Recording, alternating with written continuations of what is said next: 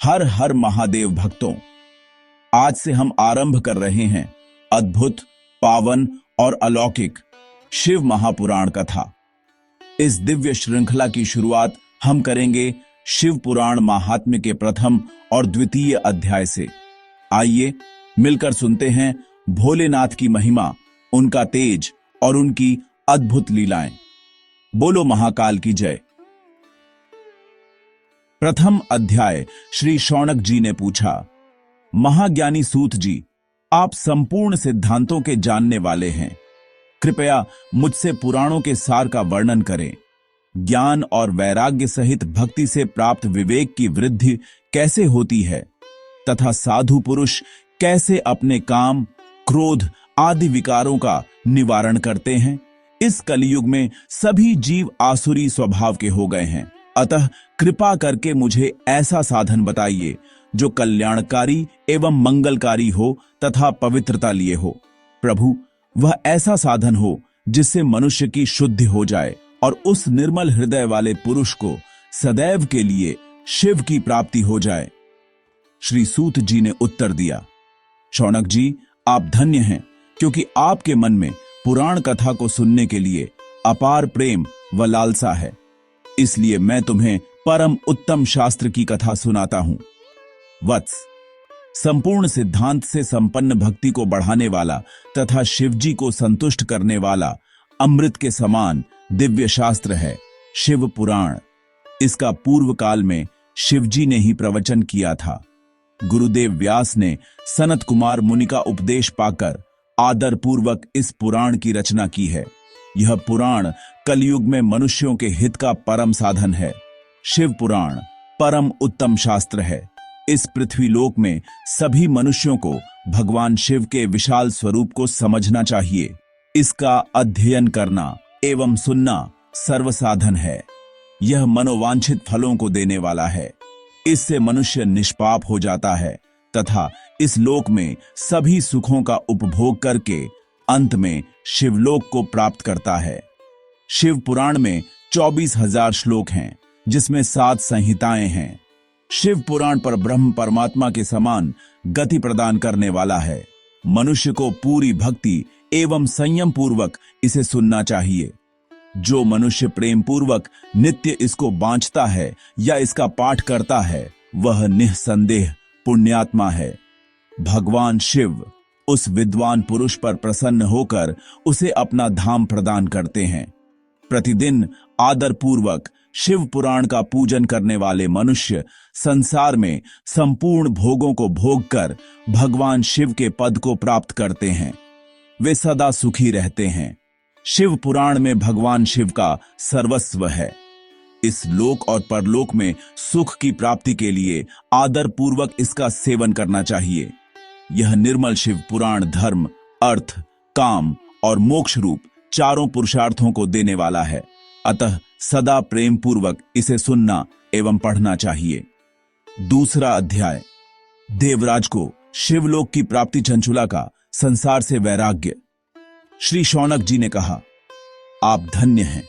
सूत जी, आप परमार्थ तत्व के जानने वाले हैं। आपने हम पर कृपा करके हमें यह अद्भुत और दिव्य कथा सुनाई है। भूतल पर इस कथा के समान कल्याण का और कोई साधन नहीं है। आपकी कृपा से यह बात हमने समझ ली है। सूत जी, इस कथा के द्वारा कौन से पापी शुद्ध होते हैं, उन्हें कृपा पूर्वक बताकर इस जगत को कृतार्थ कीजिए।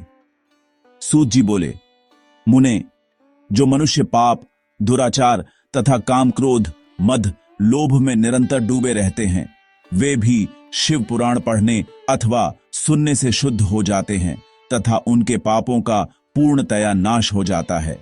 इस विषय में मैं तुम्हें एक कथा सुनाता हूं। देवराज ब्राह्मण की कथा बहुत पहले की बात है। किरातों के नगर में देवराज नाम का एक ब्राह्मण रहता था। वह ज्ञान में दुर्बल, गरीब, रस बेचने वाला तथा वैदिक धर्म से विमुख था। वह स्नान संध्या नहीं करता था तथा उसमें वैश्य वृत्ति बढ़ती ही जा रही थी। वह भक्तों को ठगता था। उसने अनेक मनुष्यों को मारकर उन सब का धन हड़प लिया था। उस पापी ने थोड़ा सा भी धन धर्म के काम में नहीं लगाया था। वह वेश्यागामी तथा आचार भ्रष्ट था। एक दिन वह घूमता हुआ दैवयोग से प्रतिष्ठानपुर झूसी प्रयाग जा पहुंचा। वहां उसने एक शिवालय देखा जहां बहुत से साधु महात्मा एकत्र हुए थे। देवराज वहीं ठहर गया। वहां रात में उसे ज्वर आ गया और उसे बड़ी पीड़ा होने लगी। वहीं पर एक ब्राह्मण देवता शिव पुराण की कथा सुना रहे थे। ज्वर में पड़ा देवराज भी ब्राह्मण के मुख से शिव कथा को निरंतर सुनता रहता था।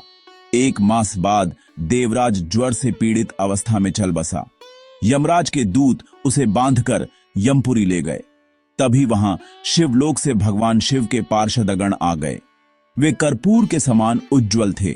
उनके हाथ में त्रिशूल, संपूर्ण शरीर पर भस्म और गले में रुद्राक्ष की माला उनके शरीर की शोभा बढ़ा रही थी।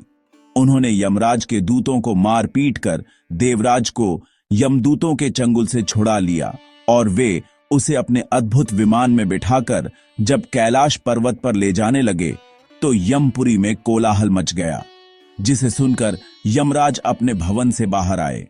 साक्षात रुद्रों के समान प्रतीत होने वाले इन दूतों का धर्मराज ने विधि पूर्वक पूजन कर ज्ञान दृष्टि से सारा मामला जान लिया। उन्होंने भय के कारण भगवान शिव के दूतों से कोई बात नहीं पूछी। तत्पश्चात शिवदूत देवराज को लेकर कैलाश चले गए और वहां पहुंचकर उन्होंने ब्राह्मण को करुणावतार भगवान शिव के हाथों में सौंप दिया। शौनक जी ने कहा, महाभाग सूत जी, आप सर्वज्ञ हैं। आपके कृपा प्रसाद से मैं कृतार्थ हुआ।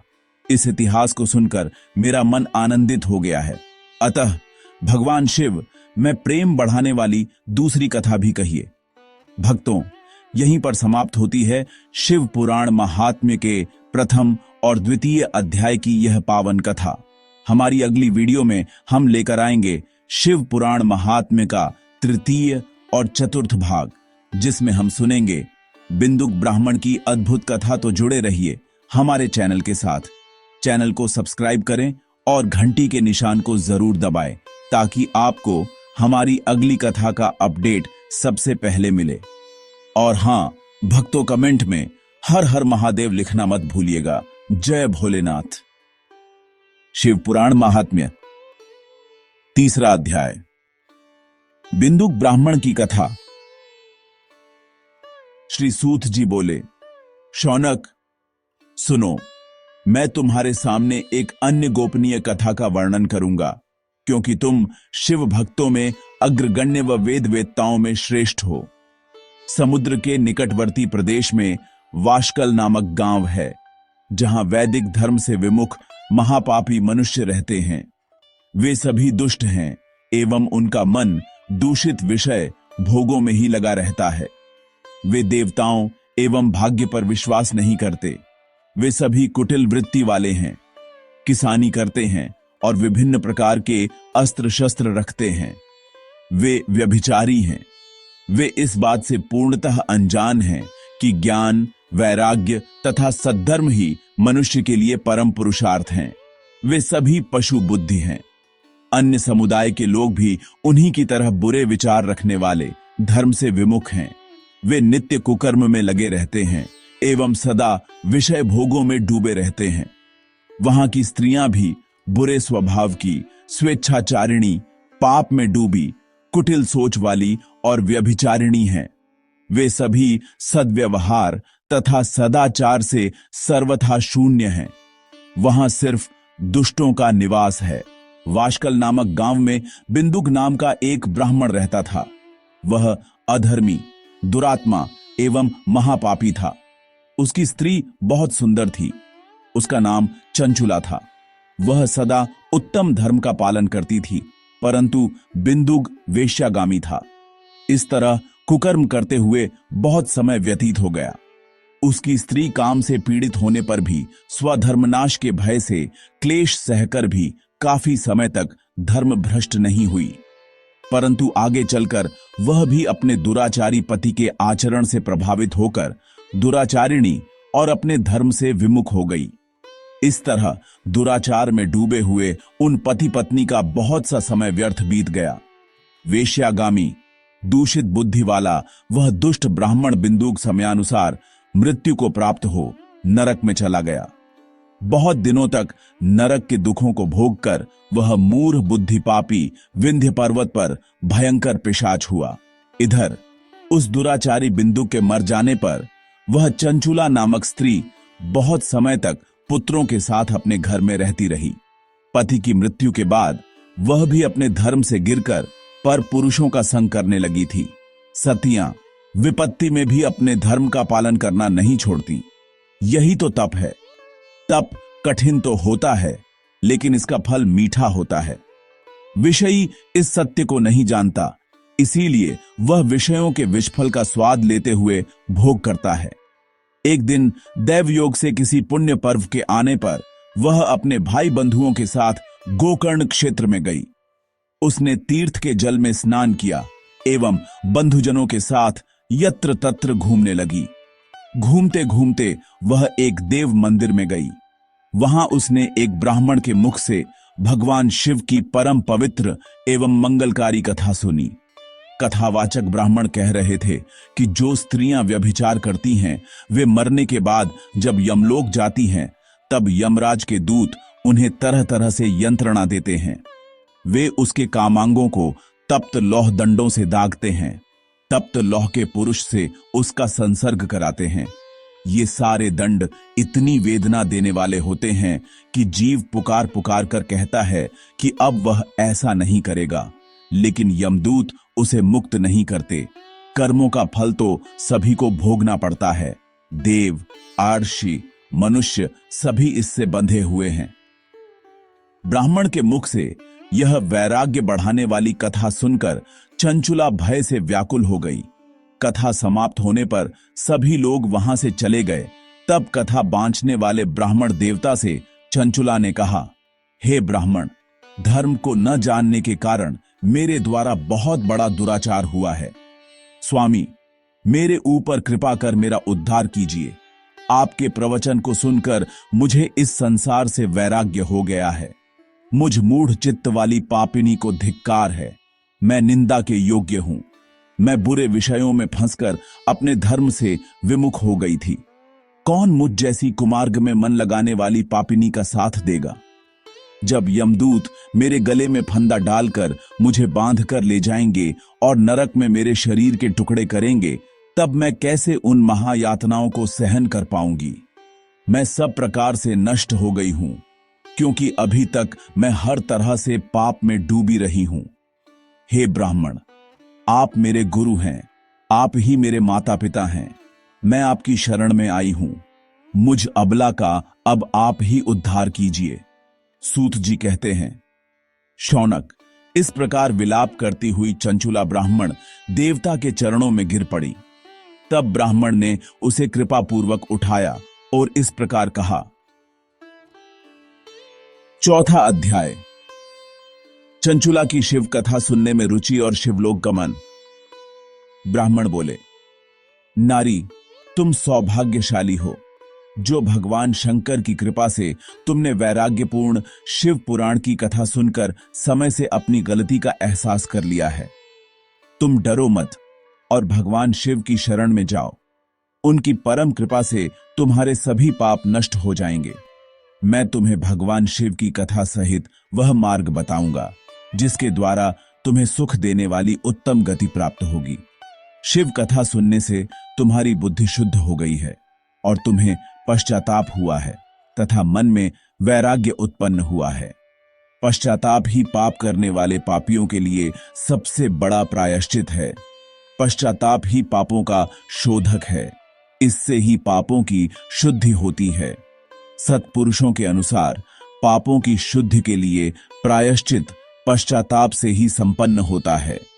जो मनुष्य अपने कुकर्म के लिए पश्चाताप नहीं करता वह उत्तम गति प्राप्त नहीं करता, परंतु जिसे अपने कुकृत्य पर हार्दिक पश्चाताप होता है वह अवश्य उत्तम गति का भागीदार होता है। इसमें कोई शक नहीं है। शिव पुराण की कथा सुनने से चित्त की शुद्धि एवं मन निर्मल हो जाता है। शुद्ध चित्त में ही भगवान शिव व पार्वती का वास होता है।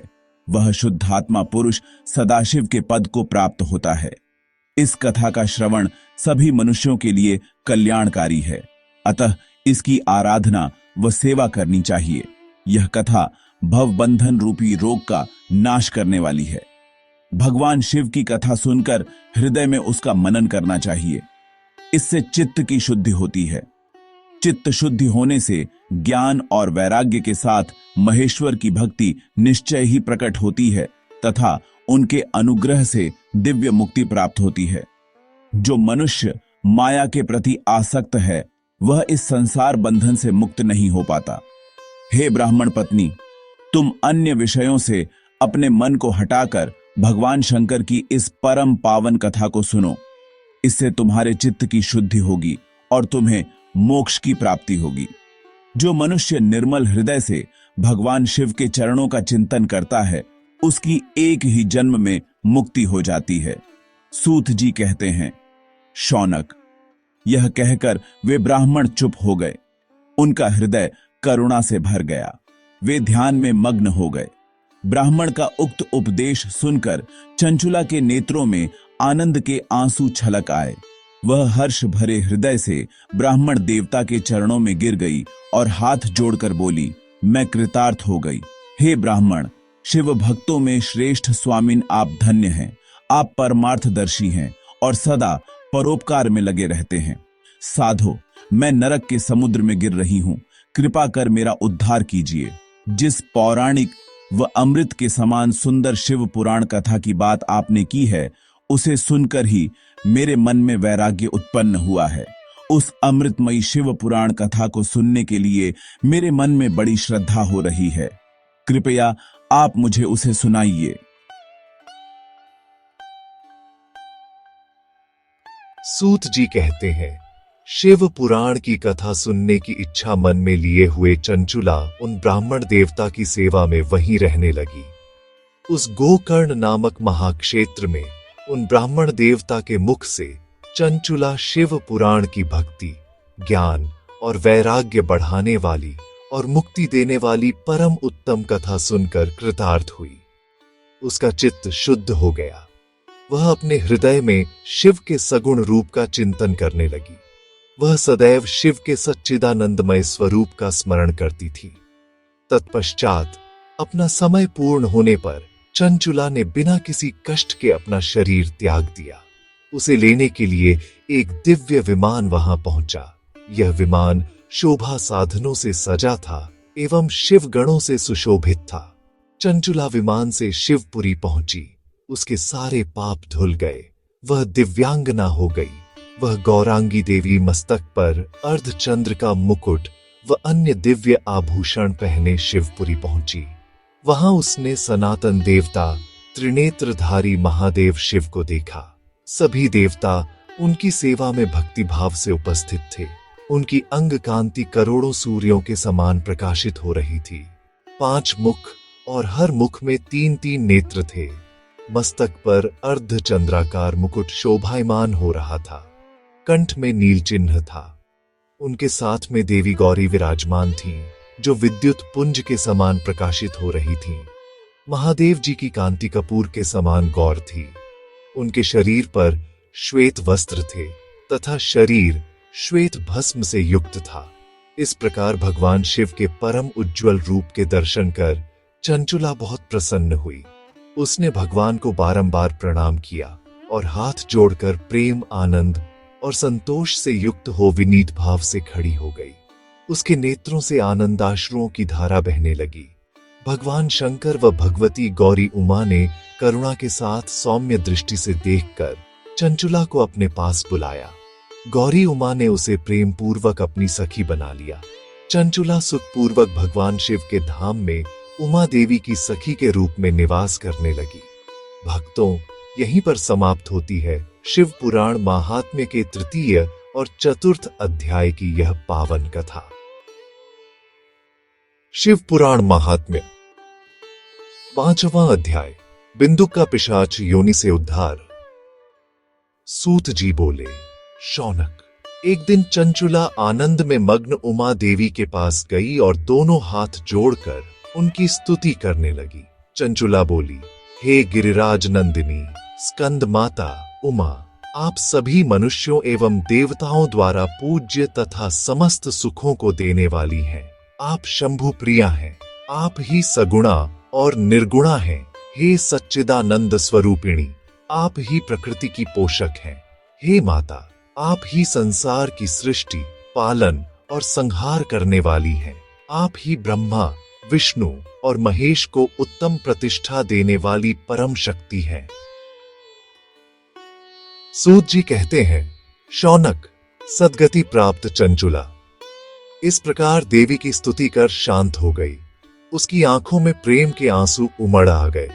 तब शंकर प्रिया भक्तवत्सला उमा देवी ने प्रेम से चंचुला को चुप कराते हुए कहा, सखी चंचुला, मैं तुम्हारी स्तुति से प्रसन्न हूं। बोलो, क्या वर मांगती हो? चंचुला बोली, हे गिरिराज कुमारी, मेरे पति बिंदु इस समय कहां है? मुझे बताइए और कुछ उपाय कीजिए ताकि हम फिर से मिल सके। हे महादेवी, मेरे पति एक शूद्र जाति वेश्या के प्रति आसक्त थे और पाप में ही डूबे रहते थे। गिरिजा बोली, बेटी, तुम्हारा पति बिंदु बड़ा पापी था। उसका अंत बड़ा भयानक हुआ। वेश्या का उपभोग करने के कारण वह मूर्ख नरक में अनेक वर्षों तक अनेक प्रकार के दुख भोग कर अब शेष पाप को भोगने के लिए विंध्य पर्वत पर पिशाच की योनि में रह रहा है। वह दुष्ट वहीं वायु पीकर रहता है और सब प्रकार के कष्ट सहता है। सूत जी कहते हैं, शौनक, गौरी देवी की यह बात सुनकर चंचुला अत्यंत दुखी हो गई। फिर मन को किसी तरह स्थिर करती हुई दुखी हृदय से मां गौरी से उसने एक बार फिर पूछा, हे महादेवी, मुझ पर कृपा कीजिए और मेरे पापी पति का अब उद्धार कर दीजिए। कृपा करके मुझे वह उपाय बताइए जिससे मेरे पति को उत्तम गति प्राप्त हो सके। गौरी देवी ने कहा, यदि तुम्हारा पति बिंदुक शिव पुराण की पुण्यमयी उत्तम कथा सुने तो वह इस दुर्गति को पार करके उत्तम गति का भागी हो सकता है। अमृत के समान मधुर गौरी देवी का यह वचन सुनकर चंचुला ने दोनों हाथ जोड़कर मस्तक झुकाकर उन्हें बारंबार प्रणाम किया तथा प्रार्थना की कि मेरे पति को शिव पुराण सुनाने की व्यवस्था कीजिए। ब्राह्मण पत्नी चंचुला के बार बार प्रार्थना करने पर शिव प्रिया गौरी देवी ने भगवान शिव की महिमा का गान करने वाले गंधर्व राज तुम्बुरो को बुलाकर कहा, तुम्बुरो, तुम्हारी भगवान शिव में प्रीति है। तुम मेरे मन की सभी बातें जानकर मेरे कार्यों को सिद्ध करते हो। तुम मेरी इस सखी के साथ विंध्य पर जाओ। वहां एक महाघोर और भयंकर पिशाच रहता है। पूर्व जन्म में वह पिशाच बिंदुक नामक ब्राह्मण मेरी इस सखी चंचुला का पति था। वह वेश्यागामी हो गया। उसने स्नान संध्या आदि नित्य कर्म छोड़कर अपवित्र रहने लगा। क्रोध के कारण उसकी बुद्धि भ्रष्ट हो गई। दुर्जनों से उसकी मित्रता तथा सज्जनों से द्वेष बढ़ गया था। वह अस्त्र शस्त्र से हिंसा करता, लोगों को सताता और उनके घरों में आग लगा देता था। चांडालों से दोस्ती करता, वह रोज वेश्या के पास जाता था। पत्नी को त्याग कर दुष्ट लोगों से दोस्ती कर उन्हीं के संपर्क में रहता था। वह मृत्यु तक दुराचार में फंसा रहा। मृत्यु के बाद उसे पापियों के भोग स्थान यमपुर ले जाया गया। वहां घोर नरकों को सहकर इस समय वह विंध्य पर्वत पर पिशाच बनकर रह रहा है और पापों का फल भोग रहा है। तुम उसके सामने परम पुण्यमयी पापों का नाश करने वाली शिव पुराण की दिव्य कथा का प्रवचन करो। इस कथा को सुनने से उसका हृदय सभी पापों से मुक्त होकर शुद्ध हो जाएगा और वह प्रेत योनि से मुक्त हो जाएगा। दुर्गति मुक्त होने पर उस बिंदुक नामक पिशाच को विमान पर बिठाकर तुम भगवान शिव के पास ले आना। सूत जी कहते हैं, शौनक, मां उमा का आदेश पाकर गंधर्वराज तुम्बुरो प्रसन्नता पूर्वक अपने भाग्य की सराहना करते हुए चंचुला को साथ लेकर विमान से पिशाच के निवास स्थान विंध्य पर्वत गया। वहां पहुंचकर उसने उस विकराल आकृति वाले पिशाच को देखा। उसका शरीर विशाल था, उसकी ठोड़ी बड़ी थी। वह कभी हंसता, कभी रोता और कभी उछलता था। महाबली तुम्बुरो ने बिंदुक नामक पिशाच को पाशों से बांध लिया। उसके पश्चात तुम्बुरो ने शिव पुराण की कथा बांचने के लिए स्थान तलाश कर मंडप की रचना की। शीघ्र ही इस बात का पता लोगों को चल गया कि एक पिशाच के उद्धार हेतु देवी पार्वती की आज्ञा से तुम्बुरो शिव पुराण की अमृत कथा सुनाने विंध्य पर्वत पर आया है। उस कथा को सुनने के लोभ से बहुत से देवर्षि वहां पहुंच गए। सभी को आदर पूर्वक स्थान दिया गया। पिशाच बिंदुक को पाशों में बांधकर आसन पर बिठाया गया और तब तुम्बुरो ने परम उत्तम शिव पुराण की अमृत कथा का गान शुरू किया। उसने पहली विद्येश्वर संहिता से लेकर 7वीं वायु संहिता तक शिव पुराण की कथा का स्पष्ट वर्णन किया। 7 संहिताओं सहित शिव पुराण को सुनकर सभी श्रोता कृतार्थ हो गए। परम पुण्यमय शिव पुराण को सुनकर पिशाच सभी पापों से मुक्त हो गया और उसने पिशाच शरीर का त्याग कर दिया। शीघ्र ही उसका रूप दिव्य हो गया। उसका शरीर गौर वर्ण का हो गया। शरीर पर श्वेत वस्त्र एवं पुरुषों के आभूषण आ गए। इस प्रकार दिव्य देहधारी होकर बिंदुक अपनी पत्नी चंचुला के साथ स्वयं भी भगवान शिव का गुणगान करने लगा। उसे इस दिव्य रूप में देखकर सभी को बहुत आश्चर्य हुआ। उसका मन परम आनंद से परिपूर्ण हो गया। सभी भगवान महेश्वर के अद्भुत चरित्र को सुनकर कृतार्थ हो उनका यशोगान करते हुए अपने अपने धाम को चले गए। बिंदुक अपनी पत्नी चंचुला के साथ विमान में बैठकर शिवपुरी की ओर चल दिया। महेश्वर के गुणों का गान करता हुआ बिंदुक अपनी पत्नी चंचुला व तुम्बुरो के साथ शीघ्र ही शिवधाम पहुंच गया। भगवान शिव व देवी पार्वती ने उसे अपना पार्षद बना लिया। दोनों पति पत्नी सुखपूर्वक भगवान महेश्वर एवं देवी गौरी के श्री चरणों में अविचल निवास पाकर धन्य हो गए। शिव पुराण महात्म्य। 6ठा अध्याय, शिव पुराण के श्रवण की विधि। शौनक जी कहते हैं, महाप्राज्य सूत जी, आप धन्य एवं शिव भक्तों में श्रेष्ठ हैं। हम पर कृपा कर हमें कल्याणमय शिव पुराण के श्रवण की विधि बताइए, जिससे सभी श्रोताओं को संपूर्ण उत्तम फल की प्राप्ति हो। सूत जी ने कहा, मुने शौनक, तुम्हें संपूर्ण फल की प्राप्ति के लिए मैं शिव पुराण की विधि विस्तार बताता हूं। सर्वप्रथम किसी ज्योतिषी को बुलाकर दान से संतुष्ट कर उससे कथा का शुभ मुहूर्त निकलवाना चाहिए और उसकी सूचना का संदेश सभी लोगों तक पहुंचाना चाहिए कि हमारे यहां शिव पुराण की कथा होने वाली है। अपने कल्याण की इच्छा रखने वालों को इसे सुनने अवश्य पधारना चाहिए। देश देश में जो भी भगवान शिव के भक्त हों तथा शिव कथा के कीर्तन और श्रवण के उत्सुक हों, उन सभी को आदर पूर्वक बुलाना चाहिए और उनका आदर सत्कार करना चाहिए। शिव पुराण सुनने के लिए मंदिर, तीर्थ, वन प्रांत अथवा घर में ही उत्तम स्थान का निर्माण करना चाहिए। केले के खंभों से सुशोभित कथा मंडप तैयार कराएं। उसे सब ओर फल पुष्प सुंदर चंदोवे से अलंकृत करना चाहिए। चारों कोनों पर ध्वज लगाकर उसे विभिन्न सामग्री से सुशोभित करें।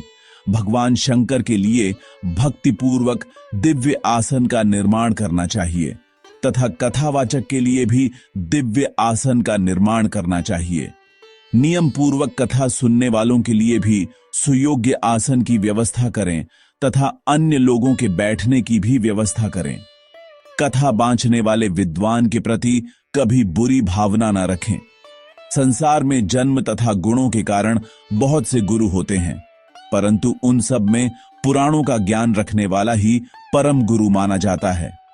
पुराण वेदता पवित्र, शांत, साधु, ईर्ष्या पर विजय प्राप्त करने वाला और दयालु होना चाहिए। ऐसे गुणी मनुष्य को इस पुण्यमयी कथा को बांचना चाहिए। सूर्योदय से 3:30 पहर तक इसे बांचने का उपयुक्त समय है। मध्याह्न काल में 2 घड़ी तक कथा बंद रखनी चाहिए ताकि लोग मलमूत्र का त्याग कर सकें। जिस दिन से कथा शुरू हो रही है उससे 1 दिन पहले व्रत ग्रहण करें। कथा के दिनों में प्रातः काल का नित्य कर्म संक्षेप में कर लेना चाहिए। वक्ता के पास उसकी सहायता हेतु एक विद्वान व्यक्ति को बैठाना चाहिए जो कि सब प्रकार के संशयों को दूर कर लोगों को समझाने में कुशल हो। कथा में आने वाले विघ्नों को दूर करने के लिए सर्वप्रथम गणेश जी का पूजन करना चाहिए। भगवान शिव व शिव पुराण की भक्ति भाव से पूजा करें। तत्पश्चात श्रोता तन मन से शुद्ध होकर आदर पूर्वक शिव पुराण की कथा सुने। जो वक्ता और श्रोता अनेक प्रकार के कर्मों से भटक रहे हों, काम आदि 6 विकारों से युक्त हों, वे पुण्य के भागी नहीं हो सकते। जो मनुष्य अपनी सभी चिंताओं को भूलकर कथा में मन लगाते हैं, उन शुद्ध बुद्धि मनुष्यों को उत्तम फल की प्राप्ति होती है। 7वां अध्याय, श्रोताओं द्वारा पालन किए जाने वाले नियम। सूत जी बोले, शौनक, शिव पुराण सुनने का व्रत लेने वाले पुरुषों के लिए जो नियम हैं, उन्हें भक्ति पूर्वक सुनो। शिव पुराण की पुण्यमयी कथा नियम पूर्वक सुनने से बिना किसी विघ्न बाधा के उत्तम फल की प्राप्ति होती है। दीक्षा रहित मनुष्य को कथा सुनने का अधिकार नहीं है। अतः पहले वक्ता से दीक्षा ग्रहण करनी चाहिए। नियम पूर्वक कथा सुनने वाले मनुष्य को ब्रह्मचर्य का अच्छी तरह से पालन करना चाहिए। उसे भूमि पर सोना चाहिए, पत्तल में खाना चाहिए तथा कथा समाप्त होने पर ही अन्न ग्रहण करना चाहिए। समर्थ मनुष्य को शुद्ध भाव से शिव पुराण की कथा की समाप्ति तक उपवास रखना चाहिए और एक ही बार भोजन करना चाहिए। गृष्ठ अन्न, दाल, जला अन्न, सेम, मसूर तथा बासी अन्न नहीं खाना चाहिए। जिसने कथा का व्रत ले रखा हो, उसे प्याज, लहसुन, हींग, गाजर, मादक वस्तु तथा आमिष कही जाने वाली वस्तुओं को त्याग देना चाहिए। ऐसा मनुष्य प्रतिदिन सत्य, शौच, दया, मौन, सरलता, विनय तथा हार्दिक उदारता आदि सद्गुणों को अपनाए तथा साधु संतों की निंदा का त्याग कर नियम पूर्वक कथा सुने। सकाम मनुष्य इस कथा के प्रभाव से अपनी अभीष्ट कामना प्राप्त करता है और निष्काम मोक्ष प्राप्त करता है।